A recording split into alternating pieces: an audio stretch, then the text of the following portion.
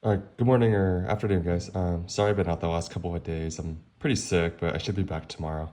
Um, I'm figuring that the notes that I gave you guys yesterday maybe wasn't enough for you guys to completely understand how to write an exponential function given a graph that looks like this. So I figured I'll make a video. So the first thing that I see here is that we have exponential growth. So that'll help us with the formulas for our reference points. So to write our exponential growth function, we have to know a, b, h, and k. So from this graph, we can determine some of that information. So first thing is this asymptote right here. It's at y equals -3. And our asymptote is always y equals whatever k is. So if our asymptote's at -3, that means that k has to be -3. All right, so 1 out of the 4 down. So we can use our reference points to help us figure out the other 3. So we know that the formula for that first reference point is whatever h is and a plus k.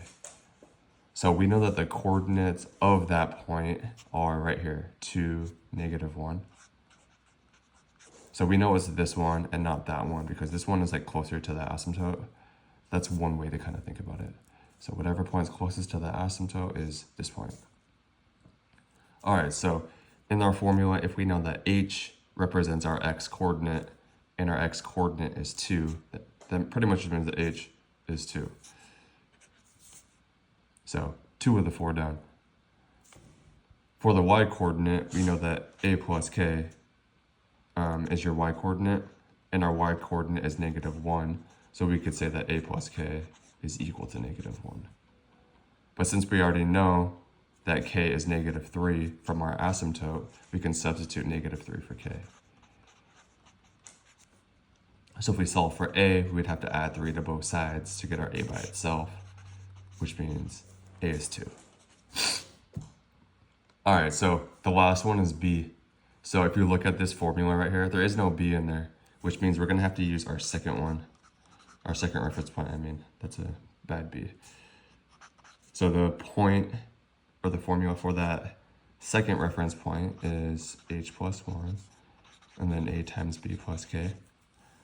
And we know that the coordinates of that point are this one over here, the one that's farther from the asymptote. So that point has coordinates of 3, 5. So since we only have to figure out what b is, we can focus on the part of the formula that has b in it, which is right here, where that y coordinate is.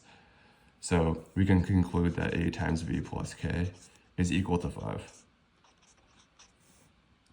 But since we know that a is 2, we could substitute 2 right there. And since we know that k is -3, we could substitute -3 right here. So if we solve for b, we just have to use inverse operations to get that b by itself. So we get b is 4. So we know all of them now. So since we know all of them, we can substitute into this. So a is 2, so we have g of x is equal to 2.